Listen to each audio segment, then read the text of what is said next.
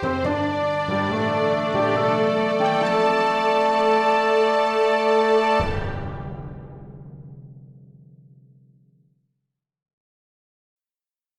story seekers. I'm Nico. I'm Ben, and you're listening to The Tiny Bookcase. Our guest for this episode joins us from Glasgow and has written various novels, numerous short stories, novellas, novelettes, and poems. He is the author of the near-future SF detective series Quirk and Moth, a third instalment of which, The Rigel Redemption, came out this summer. We would like to warmly welcome Robin C.M. Duncan. Hello, Robin. Hello, Ben. Hello, Nico. Hello again. Yeah. After our meeting in Chester, that was quite a time. Yes, under happy circumstances. Extremely happy circumstances. Yeah, it was very good. Yes. No, it was a lovely time. It's really nice to meet you there. Yeah, and congratulations again, if you're not tired of hearing it yet, on your British Fantasy Award. I don't think we'll get tired of that anytime soon. No. I'm still not 100% sure it's real. I think you all did another dinner after we left. Nah, I was there. I definitely happened. So, a little birdie has told me, Robin, that you've got green thumbs, which I assume is not a mutation, but in fact, a description of you as an avid gardener. Yes. What is your favourite plant?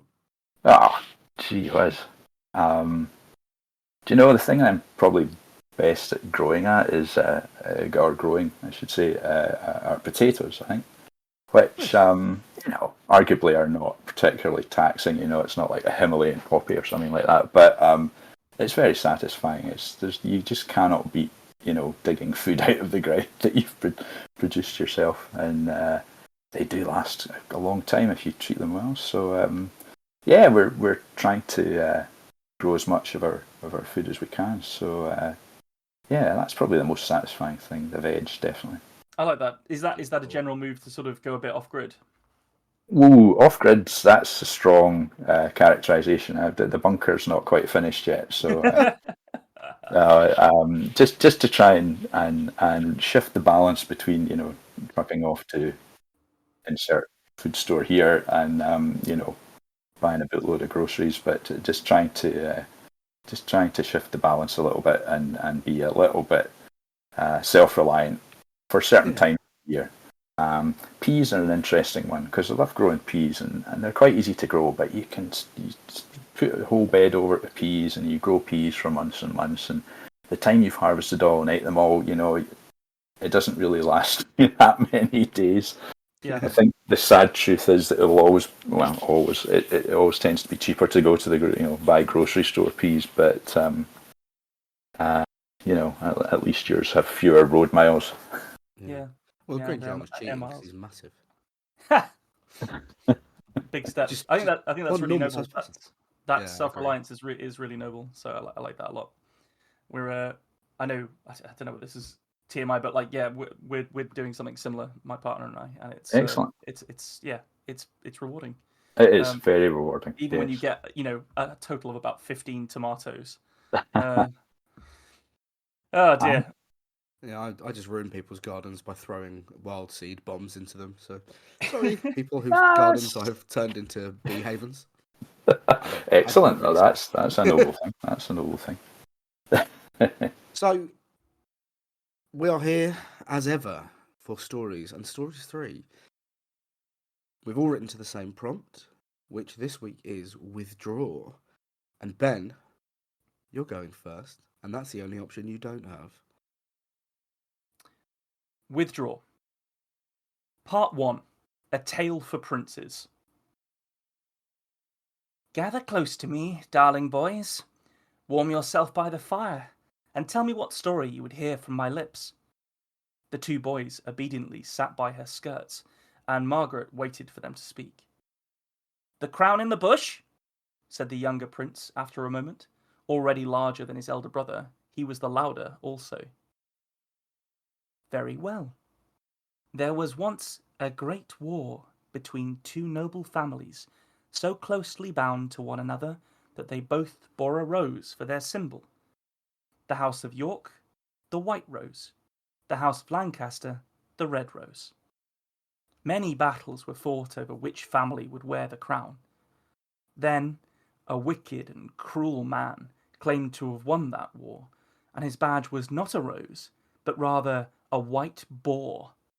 He was ugly and misshapen. The evil of his face showed the evil of his heart.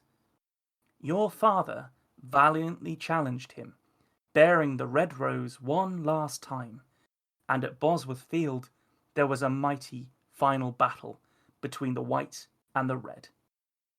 So bloody was the day that few survived it, and all know that your father was found to be the bravest of all, securing victory with his sword. No one knew where the evil man had fled to, and as the armies cheered him, your father discovered the crown nestled amongst the twigs of a hawthorn bush on a nearby hill. The hill was renamed Crown Hill, and all knelt to the true King of England, Henry Tudor. "That's why we have a hawthorn on our sigil?" asked the elder brother reverentially. Margaret nodded. "Did it really happen like that?" The younger brother frowned as he asked the question, but his grandmother did not hesitate before answering. "Yes." Part 2. L'Histoire de la Femme. The king commands that you strike at the Tudor rebel in the rear with immediate effect. Margaret smiled as she saw her fourth husband, Lord Stanley, shake his head at the messenger's words. "He does he? Might that have anything to do with the Duke of Norfolk having failed to break Henry's Oxford down there on that field?" Stanley's knights chuckled, an odd sound on a day filled with the screams of men. The messenger sneered back at them. "Your son resides in the king's care, does he not, Lord Stanley? I trust you will not deviate from this command, as I have the king's word that an execution would swiftly follow any further disloyalty from you."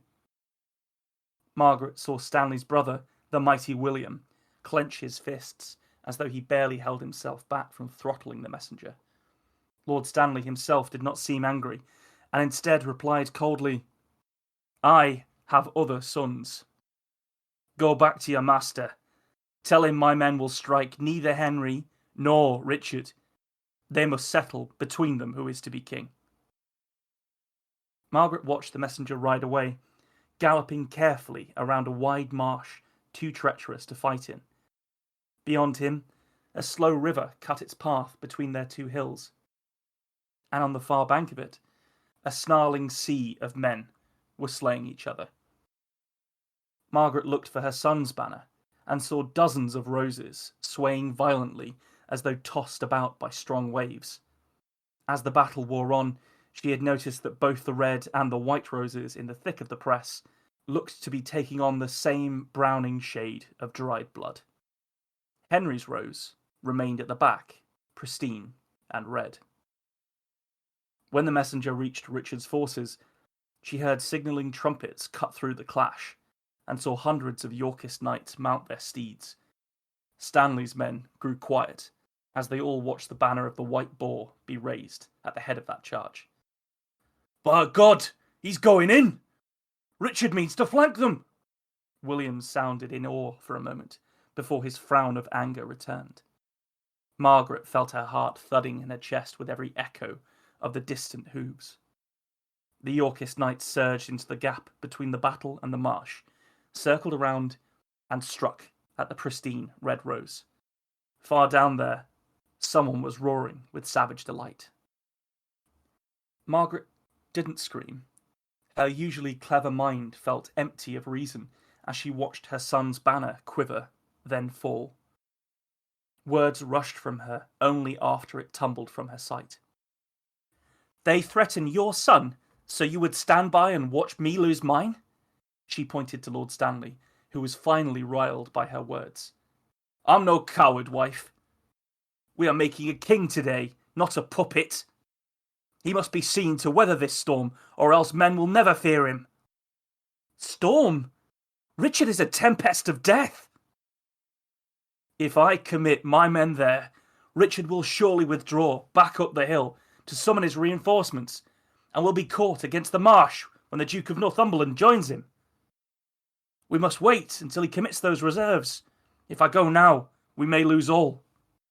"If you do not go now, I will lose all." That may be, but I cannot gamble the lives of my men on such uncertainty.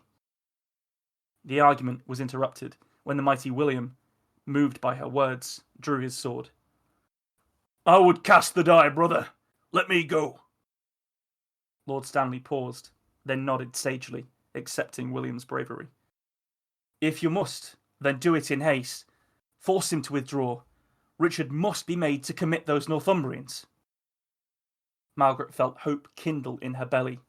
By God, she thought, by God, let him withdraw. A boar is never more dangerous than when surrounded by hunters. Part 3. The White Boar. Richard had broken his lance off in the standard-bearer's heart and smashed another Lancastrian's skull with the heavy handle before discarding it. All about him, his Yorkists were punishing the fiends who guarded the traitor. I saw him! Richard, I saw him! Shouted Ratcliffe as he pulled his axe from where it wedged in a Lancastrian's helmet. I saw Tudor leap from his horse and hide amongst his guards. So wise, so young, they say, do never live long. Cut me a path so I might prove it so. So ordered, Ratcliffe and his knights charged again, and Richard roared with delight to see it. Elation drove him to spur his horse forward also, scattering a tight knot of infantry who had marshalled a stouter defence around their fallen banner. A spear burst through the boards of his shield and gouged at his visor. Richard laughed, drew his longsword, and hacked at the man until the spear fell away. The buckles on his shield straps burst, and the heavy boards tumbled from his weaker arm and fell next to the slain man. The trained warhorse beneath him spun and trampled the red rose banner into the mud. He felt blows of weapons bouncing from his legs, arms, and twisted back, but none could pierce his kingly armour. Richard was born for war. A flash of red and gold in the press shone through his visor. A young man in the heart of the Lancastrians was trying to shove himself away from Ratcliffe's attack. Richard kicked his bulky horse deeper into the fray and swung wildly at the man. Fight for the crown that you would wear, Welsh dog! The sword sang as it sliced the air, only to clang against a chaotically back-swung mace. Richard roared, eager to try again, but the opportunity was lost as Henry's guards closed around him. My king! Cried Ratcliffe, looking across the river.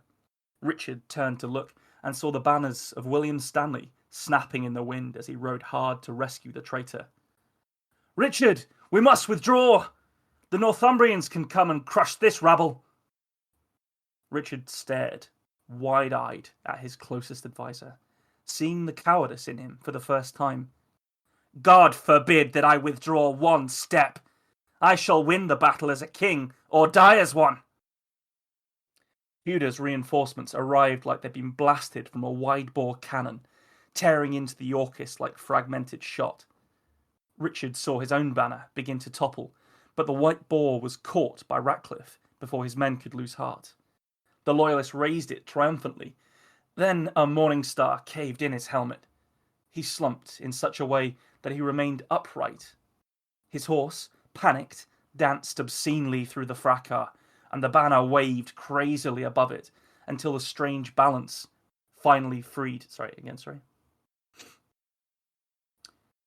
His horse, panicked, danced obscenely through the fracas, and the banner waved crazily above it until the strange balance of it finally freed the stallion of its dead burden. Richard carved a bloody path to where it had fallen, but could not find it. Instead, he tore off his helmet and raised it high. The golden crown hammered to it seemed brighter than the sun.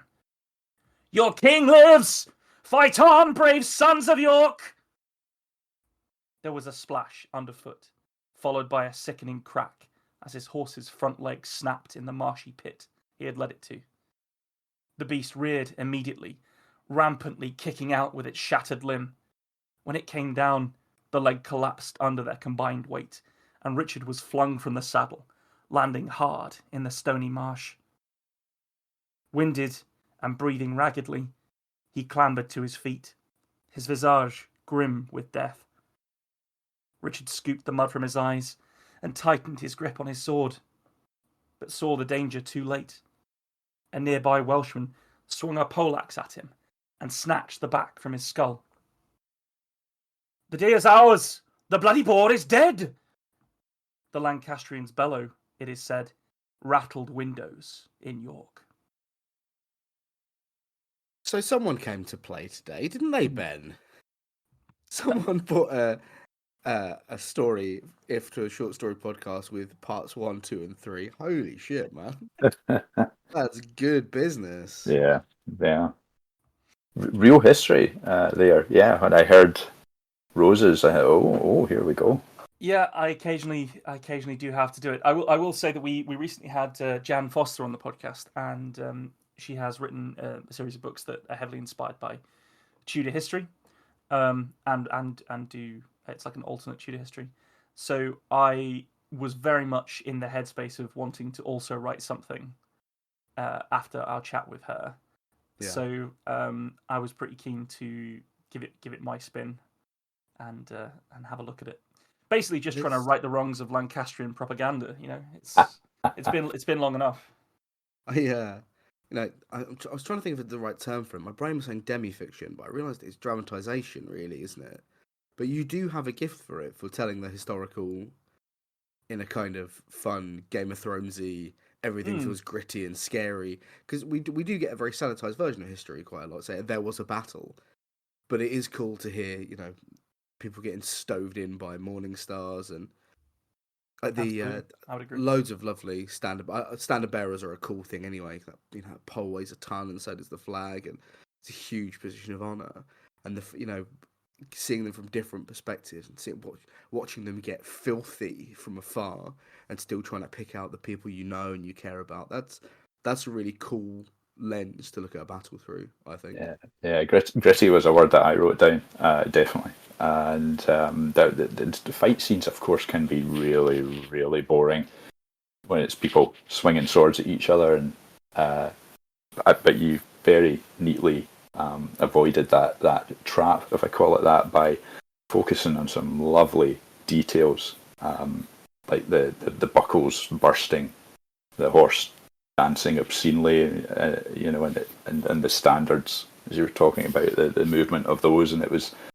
It was very much I felt quite fresh to me as a take on a fight scene, on a battle scene. I really enjoyed it. Thank you. Those are both really nice things to say. Thank you. I appreciate that a lot.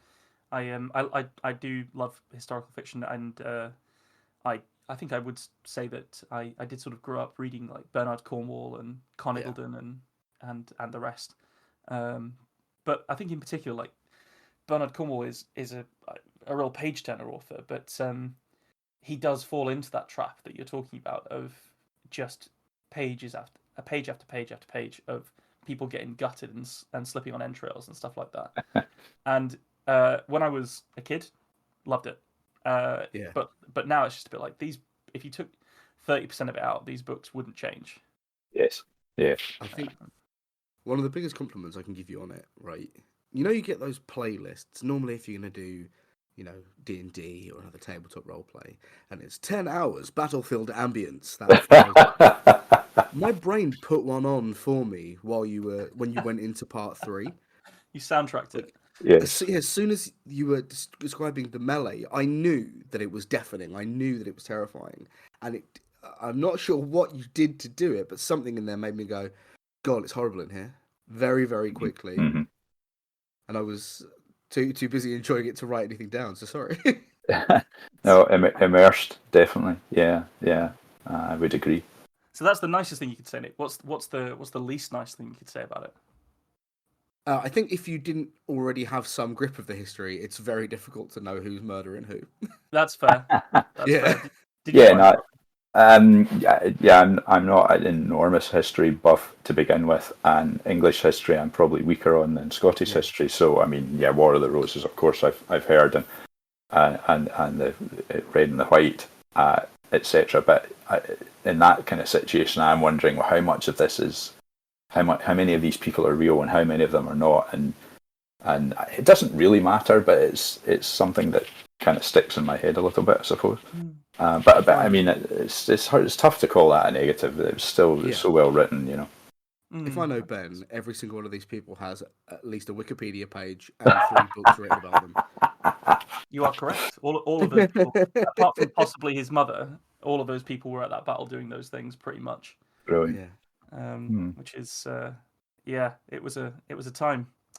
If I was looking for a note, my style of critique tends to be unfortunately fairly forensic, which I suspect people who get crits from me sometimes find a little bit frustrating, because it's like I didn't ask for a bloody line edit, but I'm afraid that's what they often get. I did think there were a couple of instances of people carving a path, which kind of stuck out. The second one kind of popped out to me as, I think someone's done that a few lines ago. But I mean, that's pretty. You know, I'm really dredging for a negative. No, I think that's a great note. I think you're entirely right. It happens at least. There's a cut me a path in his yes, in his dialogue. That's, when he gives. And then the narration says that he carves a path not too long after that. So I think you're right. Yeah. Good note. Good note. He doth gouge out a lane. It'll be fine. Swap something in. So I don't know how well acquainted you are with the play Richard III, but there are quite a few like allusions to lines from the play, if not direct lifts of lines as well, which I was quite pleased with, because it's basically my favourite of the history plays is Richard III. So that was a lot of fun for me. I feel like somebody who has a similar sort of awareness of the play to me might either really like this or really hate this. So I feel like that could have happened. But it was definitely a tone. Hearing you say that now, I can that resonates with me. It's just almost some of the bits of dialogue as well, in your delivery, tending towards the Shakespearean, perhaps, which is a good thing. No, that's excellent. It's a good counterweighting, really, because the battle is written in a very modern way. It's very brutal, very fast. So to allow that, what's now become quite florid language, even if at the time it was written for the common man, it is cool to see the characters kind of dramatized in that way, even though what's happening around them is horrible. So I think it was a cool move. Great. I think I was also trying to answer like the riddle of like what actually happened to him, because they found his body relatively recently. It was a while ago. They've made movies about it and stuff since, but it's so long ago that people don't really know what happened to him. And there were a bunch of like secondary sources from like the French mercenaries that were fighting there. There were some Scottish knights fighting there as well, I believe. And a few other places where they were saying like this happened, then this happened, and then when they found his body, they that corroborated that, and it was like a really cool find.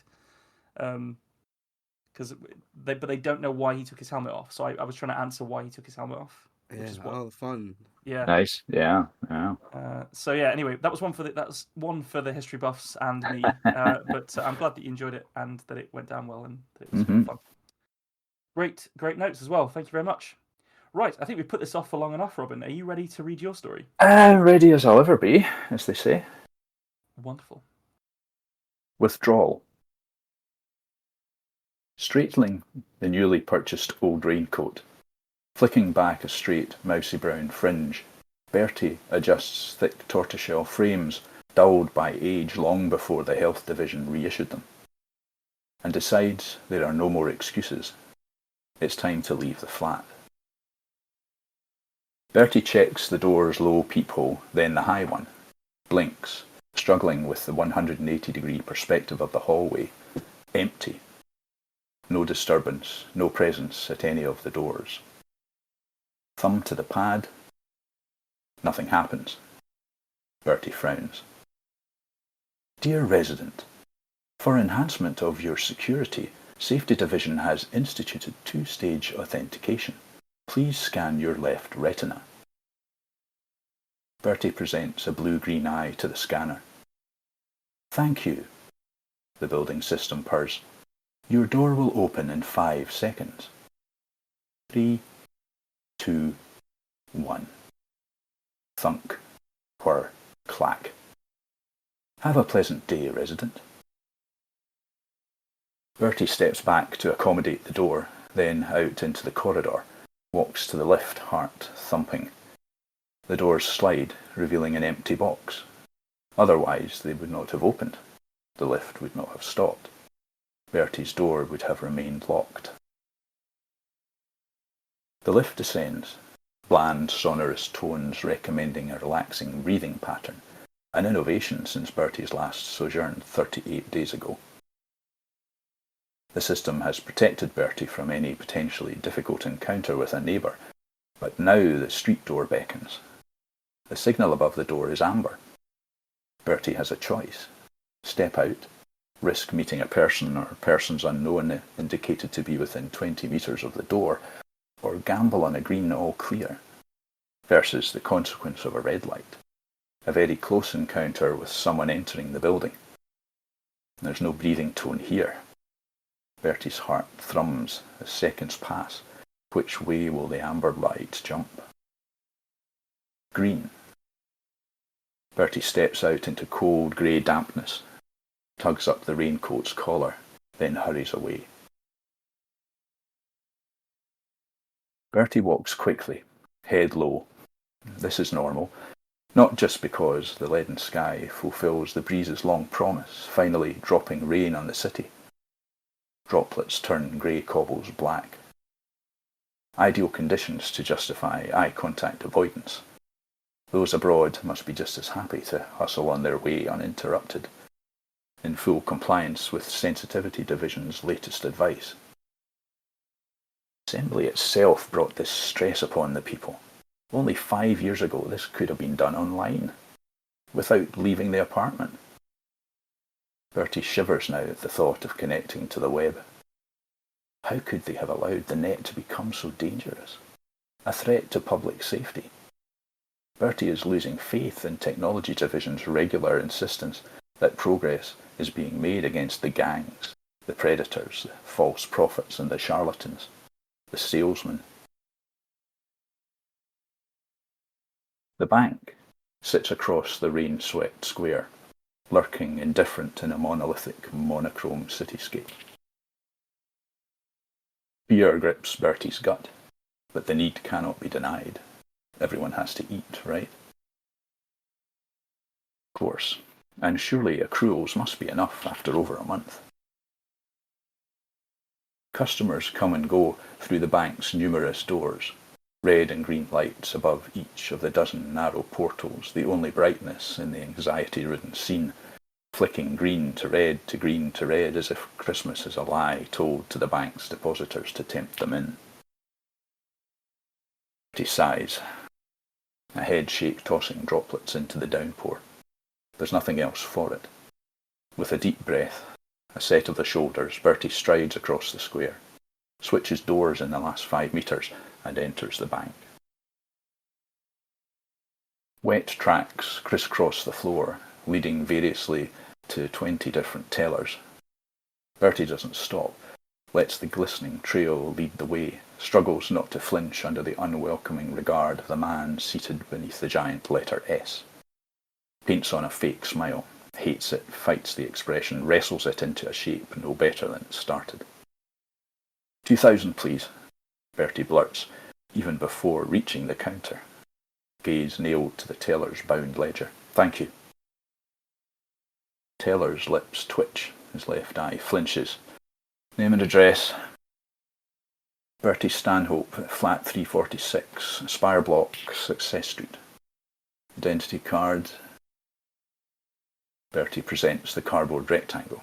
The teller sniffs, turns the ledger's big, creaking pages, stops, eyes following his fingertip to a row that spans the double page, the final box corralling a procession of numbers, one after another scored out methodically by ruler, apart from the last, which Bertie, stomaching, can read upside down, 1,587.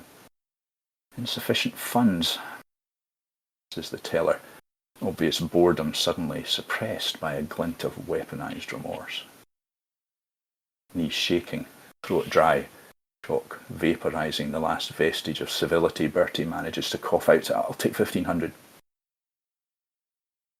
Teller reaches beneath the counter, produces a block of crisp new notes and drops it into a slot at his left hand. The wad lands, thud, in the box between them.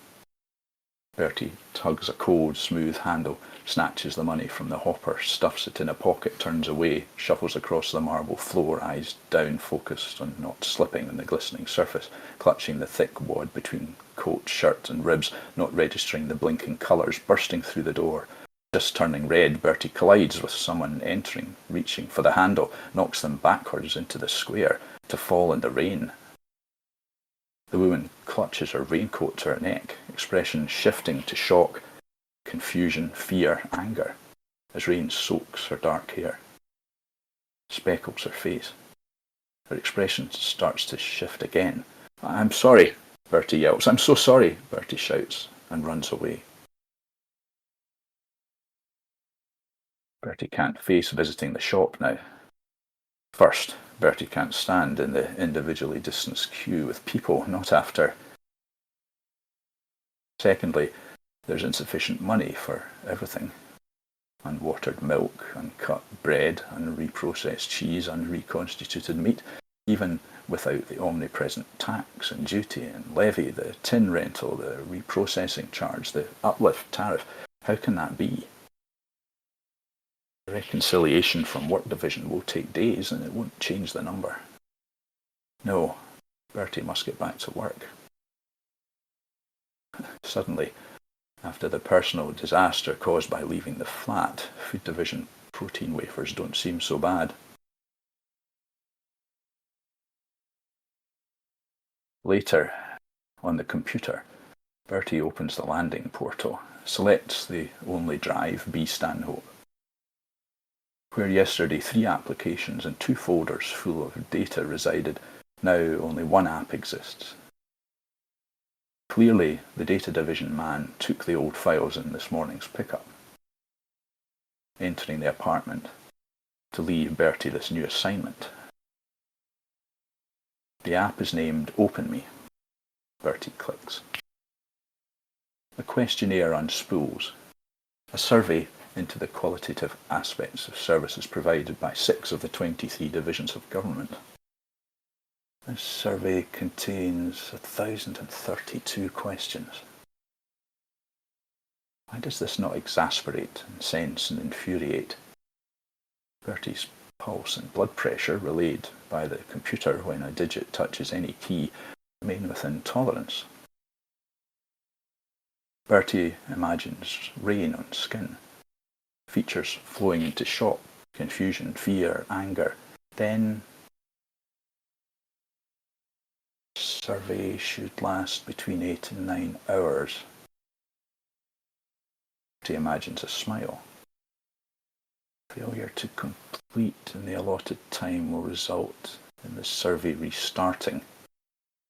Yes, ugly emotions had marred the face of Bertie's victim, but following the flood of negative feelings, Bertie had glimpsed, in the instant of rushing away, a wry smile slip across the woman's rain-freckled cheeks. On screen, the survey clock counts up. 2:57, 2:58, 2:59. The characters diffuse into fuzzy blobs, and Bertie's mind presents an image of a hand extending towards the woman. Bertie's hand, rain-dappled. The woman's fingers overlap Bertie's palm, and Bertie's fingers close around the supple yet corded wrist. Their thumbs interlock. Grip slick but firm. This tension, unlike the thrum in Bertie's chest, is confident, unafraid. 3:46, 3:47, 3:48. Failure to commence the survey will result in reset after 5 minutes. That's not fair. The number of resets is unlimited. After 5 resets, remuneration will be reduced by 10% of the total. No, thinks Bertie.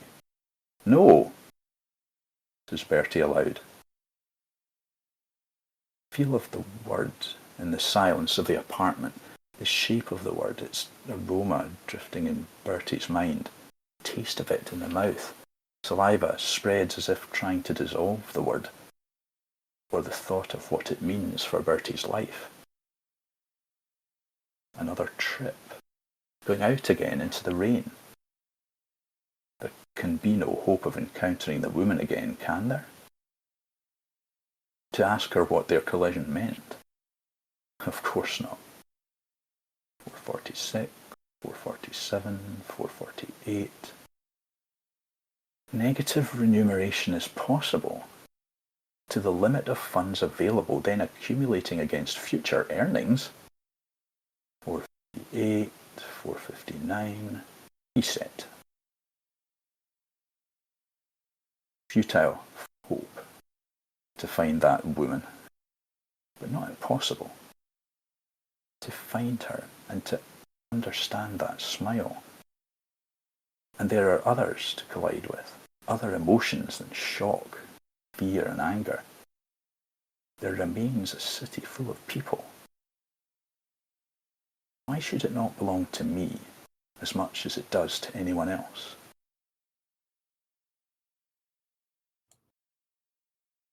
Oh, good. Good Yeah, lord. That was that, very bleak. I told you it was bleak. Yeah, I you did did, tell you yeah. on the Discord it was bleak. Oh, wow. yeah. Yeah, what a wonderfully constructed tone, though, because obviously bleak is a tone, isn't it? And that was very deliberate, very and it worked very well. Oh, There's I something mean, sort of I don't magical. think it's. Sorry, carry on. No, please go ahead. No, it's probably not an accident that the US election took place during the course of the writing of this story. May have had some influence, possibly. yeah.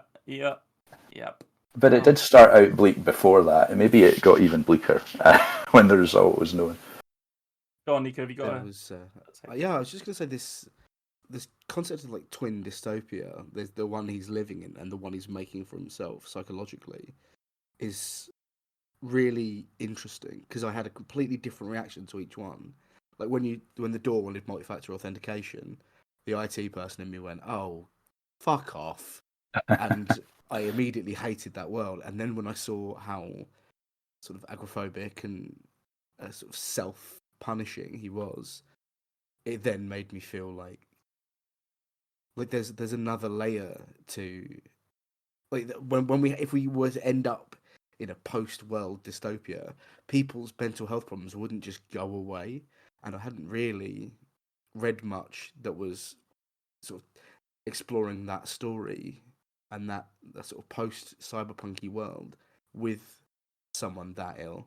So it was actually very nice to see him finding some courage at the end and wanting to get out there and find out what a Smile in the Rain meant. I really loved it. Oh, well, thank you. That was cool. Yeah, I wasn't sure really if some of these things had enough space, to justify a change in perspective, or at least the start of a change in worldview, quite as suddenly as that. But no, I'm glad you enjoyed it, if that's the right word. I think so. It's well constructed throughout, but like I think that sort of flare of hope towards the end that Nico's talking about, that's really well set against the bleak dystopia that you've done really well to establish. So the stuff about the work division says this, the food comes from food division. The sensitivity division was like for me that was like, oh god, oh no, that they don't sound very sensitive, man.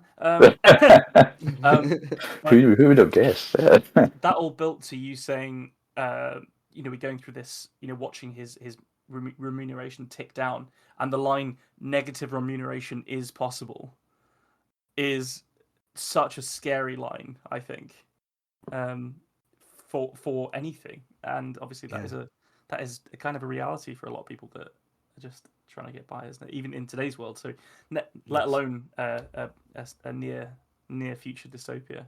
Mm-hmm. Mm-hmm. I also really enjoyed the description of enjoyed's slightly the wrong word here, but I really got a good itch in my brain from the internet as a public safety threat. Yeah. With the gangs and false prophets and charlatans, really well constructed and not too far away from what it is now, really, and what we watched it become in the last 20 years or so. Yes. Yeah. I think the breathing tone gave it a pace. I felt like, because you didn't have to keep mentioning it, and you didn't keep mentioning it, but like I was getting that breathing tone throughout the piece. So I think That's interesting.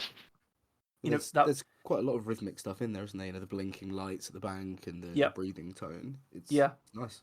And also, I think you added to that with the way that you read it, which was, it had its own rhythm to it. Mm-hmm. It was very interesting. And just on your reading, I really liked the dispassionate teller. I thought your voice for the dispassionate teller was really good. The insufficient funds line was particularly well delivered. I thought that was really good. Oh, that's cool. Thank you. I do like doing voices, inverted commas, and I could have leaned into it a bit more, I suppose. But I thought it was just it wouldn't really have necessarily suited the tone of the story, which is quite grey, of course. So I'm glad that stood out a little. That's cool. Yeah, I think it can be quite tricky doing voices because you can go too far, as I've done in the past. But I think you just got that character across very quickly using just a little bit of tone, and that works really well. No. Here's the thing about the story. I've done this once before in the Glasgow Writers' Circle, a submission to the Glasgow Writers' Circle, SF Writers' Circle. Bertie is not, I didn't think, anywhere specifically coded as male or female, and I did do that quite deliberately. And I think people, I don't know, I think maybe people assume, this is what happened, I think, with the other story. Everyone assumed the character was male, possibly just because I'm reading it, and it's been presented by a male. I don't know, but I think I probably do have a take on that one. I think for me that was, I think obviously there was, you've got a very male voice, and that that worked well for reading it. But I think it was also a little bit constructed by the the breach of social etiquette and the bumping into the person. Mm-hmm. I got like an incel male vibe off that. Yeah. Uh-huh. And I don't know whether that's just from other depictions in media or whether that's like a new gender construct that's emerging, like in media, I mean. But I think that's where I kind of definitely got it from, and that was midway through the story, wasn't it? So yes, yeah. So that's very interesting. Yeah, that might just be my shit. So well, I mean, everyone's take on on a story is their own take. So no, that's I think I haven't really spoken enough on the on this like anxiety-ridden landscape that you constructed, because it is so well and very quickly realized. For me, it takes off in a big way when they leave their apartment, when they're out in the rain, and those you're talking about, like the little. Nick, you mentioned it before about the blinking lights providing rhythm. Yeah. And that line about how like Christmas is a lie told to the bank's depositors to draw them in, and it's just this, and that's the only brightness in this anxiety-ridden scape. It's like, this is horrible, absolutely horrible, with no H on the front of it. Yeah, there's bound to be someone out there trying to kill Christmas as well, I'm quite sure, or any thoughts of Christmas. According to the media, it is Starbucks, which seems like an odd group to be doing it, but who knows? Okay. I think I've got one final note, which was that the when he's talking about when they are talking about the food, and it's the synthetic food, the tin rental, the reprocessing charge, that felt really like hard hitting. I think that was just like the list of things that go on in order to create a facsimile of what used to be a normal life. It's how far that kind of list format did really well in that moment to illustrate exactly how far they've gone from where we are now, but also the fact that we are going down that route. So we were talking about being self-reliant at the start of the podcast and stuff like that. You got that in there, and it worked really well. Cool. particularly Thank you. interesting, isn't it? Like those things that right now, so a lot of places in the Netherlands, for example, do bottle return and can return, and Mm-hmm. it's a way to be rewarded for returning them, and that being inverted into a punishment is just not nice. You were Remember, mean, Robin.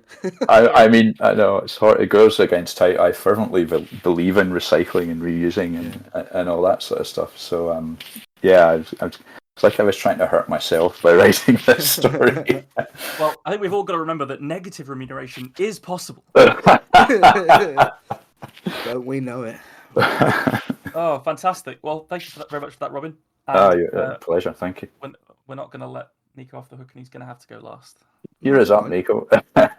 Did you not? I did do it. It was earlier. Yeah, you skipped it. Yeah. Yeah, all right. Withdraw. Faris had walked for 6 days. The only direction he had, when first his bare feet met sand, was away. Now those same feet were wretched with sores. The burning heat of sand baked well by the sun had calloused them beyond recognition. The forced march had served only to strip those bulging blisters away, taking with them precious fluid. And then the cycle would repeat. He had wanted to stop before he even began. Now he'd given in because there seemed no option left. His brow, once youthful, was carved deep with the furrows of sun-baked misery. It was not only the sand that the orb could punish. Praying that Allah could have perhaps given a miracle, he checked again in his bone-dry waterskin that was lashed to his belt. It had been full when he started, the intention always to fill it once more. Water had not been forthcoming, and so now here he lay, parched. That was it. That was all he was. Thirsty. Not dying. He could not accept that he might be dying. He felt an otherworldly coolness on his forehead and allowed his eyes to open. Something thick and scaly was leant across him. Its bulk shaded him ever so slightly from the sun. Salam alaikum, he greeted the beast. Its tan flesh steamed softly in the pounding heat, and he took it as a blessing from Allah. It was food, perhaps, but right now it was shade. The tortoise, for such was it, did not croak a response. After a few moments, Faris offered himself an alaikum salam in what he believed to be a tortoise-like affectation. It bumped one leg against him, then seemed for the first time to notice that something was blocking its march across the desert. It placed the scaly foot down and, as if in protest, lifted the matching foot across the shell and tried again. It discovered it was once again hindered. At a tortoise impasse, it stopped and let out a low hiss. It was like water over heated coals, angry and burdened with monstrous heat. The tortoise tried the original leg once more, and then emitted another low groan. Then it dropped onto its stomach and began to pull its limbs within the shell. Faris watched it slide back within itself, and felt once more the baking heat of the day. Have I blocked your path, brother? I apologize. Using what felt as though it may be the last drips of water in his blood, Faris shuffled through yet more sand. It was so hot he feared he might be set in glass were he to let it mount him. Here, he said, hoping that somehow the tortoise would understand. It did not, in fact, emerge. Forcing himself onto his elbows, Faris raised slightly and looked at the long train of tortoise footprints, wending away over the dunes. He wondered how many creatures had plodded, or scuttled, or scurried around him, without his eyes ever catching them. Where might they go, these animals?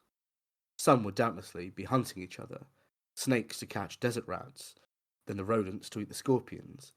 The fables from his childhood told him this. But what hunts a tortoise, he wondered. Something very slow for them to all have not been caught. Where are you going, brother tortoise? He asked. The tortoise, unsurprisingly, did not respond. Frustrated, Faris tapped the shell and wiggled a finger around at the front aperture. A snap brought him to his senses, and he realized that the tortoise had threatened him with a nip. "Sorry," he said. "I did not mean to offend you, brother tortoise." Ponderously, Faris made his way to his own feet. He had been directionless before. Perhaps he had walked in his own tracks these last days and never known. The dunes were tricky and would hide a local's passage swiftly.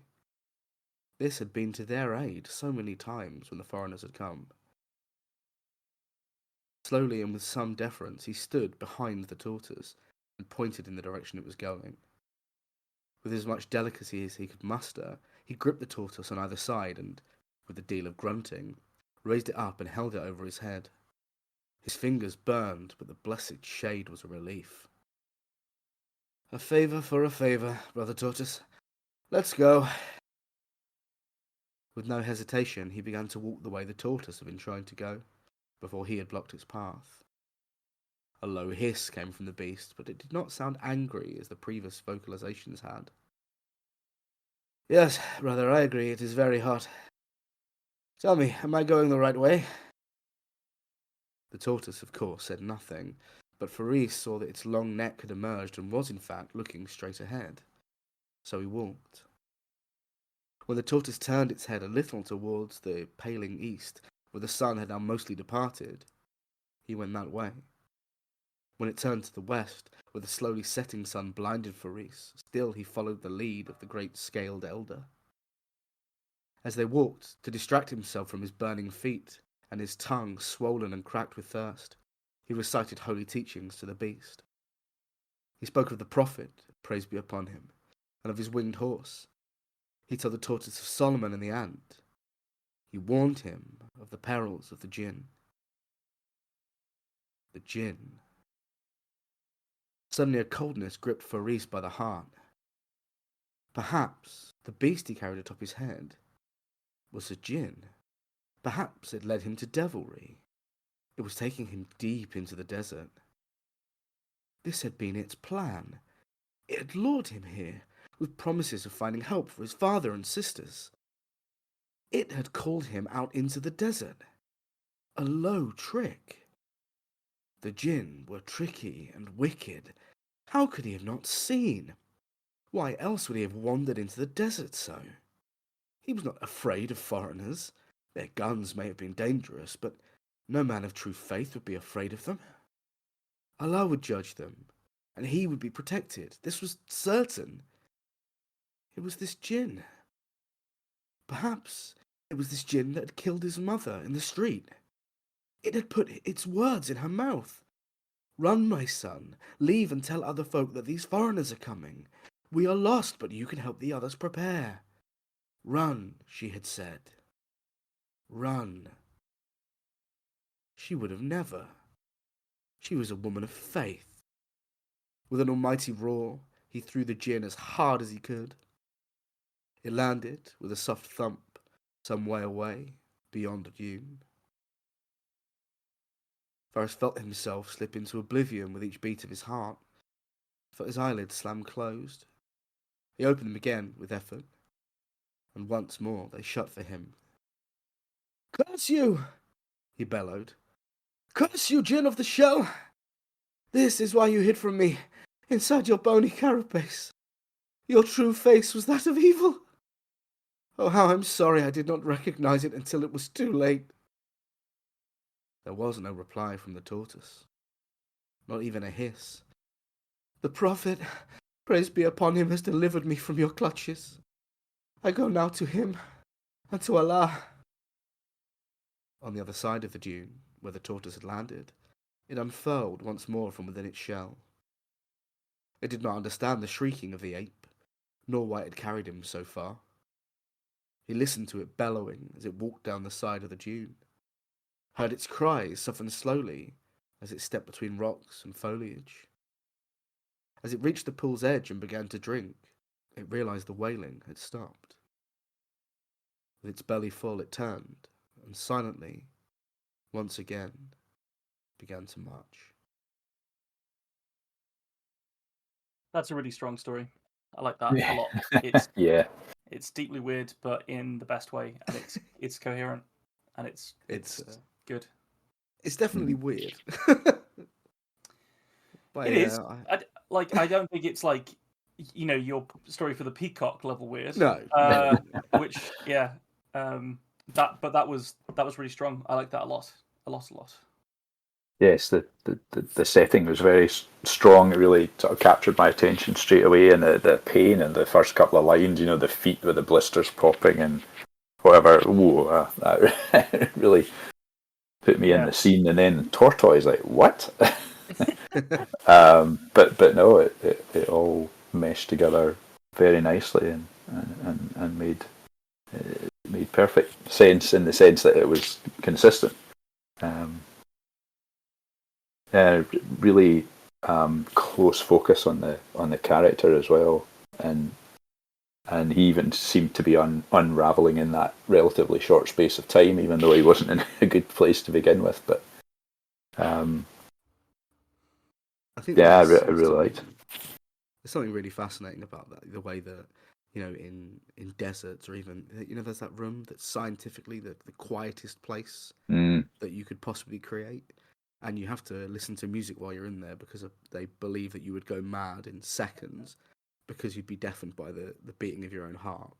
Like the idea of being in these places where there is nothing but your own stream of consciousness and watching it spiral out it fascinates me genuinely, and I think especially someone who has faith in this way, they will go a long way to justify the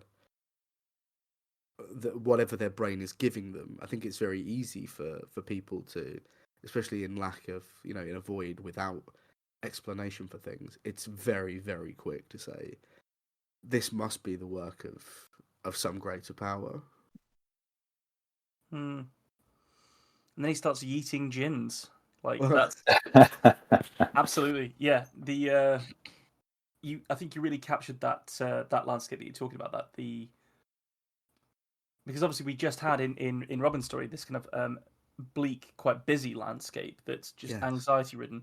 This is also quite awful in a way, isn't it? But it's a completely different end of the spectrum, and so it was really nice for me to get to see these two worlds right next to each other.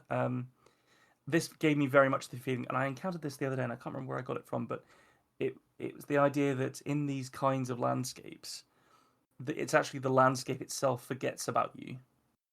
Yeah. Until you don't exist anymore. Like, that's scary. Well, that was beautifully done. Beautifully done at the end, where you're switching to the tortoise's point of view for that last paragraph or two when we're able to witness the character's end, presumably, which was very well done, I thought. Yeah, the pathos of that is quite well constructed, isn't it? Because we've, this poor guy, he's been displaced by foreign invaders and actually displaced to death. Like he's been sent out in the desert to die on a mission of hope that's turned into a death march. Yeah, he's gone a bit mad. Yeah, he's started chucking tortoises about. But the fact that you get that perspective shift, and we see the tortoises they've arrived at the oasis and he's drinking and he's like, I wonder what that monkey's got going on that's making him not come and just drink. Yeah, why didn't he come to the oasis? Yeah. Yeah, really well done. It had the sort of dramatic irony of it was really well constructed and really well executed. So all of the sort of darkness in it, with the guy like dying in the desert and the foreign invaders and stuff, was really neatly counterbalanced with the funny bits. So when he throws the tortoise is very funny, but earlier than that, the actual description of the tortoise impasse and the way like he tries with one foot and then he tries with the next foot and then he just hisses. I wrote down, oh shit, he's pissed. Really, really likes that bit a lot, and also the bit where he does the voice, where he does the alaikum salam. Yeah, the tortoise's voice was really good. So yeah, just it feels like a very balanced piece, which is really really nice. And at that, sorry. Yeah, no, go ahead. I was just about to go on. Apologies. Yes, when he does have the exchange, if you like, with the tortoise, and in that moment of impasse, it's almost a kind of junction point for the story where it could almost go in a more light-hearted and uplifting direction, and it's a tortoise man buddy story, and they they get each other out of the desert, etc. But you're just not, I think, at that point still quite sure what the tone of the story is, and then of course it goes in a quite different direction. I just wanted to say something about the turns of phrase that they executed really well. The tan flesh steamed softly in the pounding heat. That has nice rhythm to it and a good bounce, and that just really, really worked for me. The opening on the precious blister fluid was really quite beautifully gross, and just throughout it, you just nailed it like that. Him fearing being set in glass. Now that's a very high art way to put that, isn't it? Because there's a much easier, a duller way to say that, but somebody having a bit of an internal monologue about how they fear being set in glass because of the heat in the desert sand. It's just but it works. Like, you pulled it off, and it works really well. My only note is that he's on death's door, and then he carries a tortoise for a significant chunk of time. Yes. So I wonder whether we could, my note here would be potentially to do something like have him not quite be there, but have him emotionally having given up rather than his body's given up. Yeah. And That's then good. One of the ways that he realizes that for him, his realization of, oh, this is a jinn, this is a devil who's set me on the wrong path, is that the devil's actually, or the jinn has actually stolen the last of his resources, and now he'll never find his way. There's something there to that, I think, but it did just not quite pass me that he was, because tortoises can be quite heavy, and it sounds like it's a big enough one to cast shade on him. Yeah. So, that's a thing that, sorry, but that is, I think I had similar feelings of being a little unsure how big this tortoise was, because of course you get the big giant ones and get some quite small ones. So something maybe just to frame it for us would be useful. Frame it for us, and just because we have to have him carry the tortoise, because that bit's fucking excellent. So it just needs to be a little bit more. He needs to find a reserve of strength from somewhere, I think. Yeah. Really nice. I wrote down tortoise compass ? And then next to it, tortumpus. Tortumpus. I'm not in that. Hey, what's that? It only works if you're holding it over your head, though. How do you read it? Yeah, you don't really. So, thank you for the note. I fully agree. I think there's perhaps some addling in my own mind that may have played into the assumption that one could go on while on death's door. So, I think I'll have another pass at this one and try giving the tortoise a bit more description. We've got the words for it, so yeah, I like it. Why not? Did it come in under? 1300. So. Oh yeah, you got loads to play. Yeah, go for it. You got space for it. Give it a go. Lovely Robin, I think we're nearing the end of this first of 2 episodes. Would you be able to tell our people out there wondering how large the tortoise was that was yeeted, where they can find you online, and what they can buy of yours to read to be prepped for next week? Right. Well, you find me online at robincmduncan.com, where I have a website that I think occasionally 1 or 2 people stumble into by accident from one month to the next. But you can find all my various social media links there. There's a Facebook page as well. My books are available, pretty much all of them, I think, online. You can go to that site that starts with A and N's and N. .com or .co.uk, but other sources are available. A publisher has a shop on his website. That's Space Wizard ScienceFantasy.com. And yes, you will find 3 novels and various anthologies with my stories in them. Wonderful. Well, thank you for joining us to tell some stories and to do a bit of workshopping with us. There's some good notes in there. And it was a great pleasure. Thank you. Excellent. And join us next week for the interviews where we'll be speaking with Robin about all things storytelling, and also I think it will be our New Year's Eve episode. So Yes. so we'll raise a glass. Indeed. Thanks for joining us for this episode of The Tiny Bookcase. Remember to subscribe, otherwise you're going to miss out on the future fun. Also, tell a friend. If you like this episode, link them to it. We'd be tremendously grateful. You can follow us on Twitter at BookcaseTiny, Facebook at The Tiny Bookcase, and Instagram at BookcaseTiny for updates. Speaking of supporting the podcast, well, magic can only take one so far. The Tiny Bookcase is supported by the generosity of its patrons. Those kind souls have really kept my belly full the last year. Let's cast a spell for them, shall we? For rich ginger tones on their scalp, let us cast the Orangi Hedondo spell for Scott Byrne, and for general fabulousness, why not the Ooh La La, How's Your Mother spell on Matthew McLaren?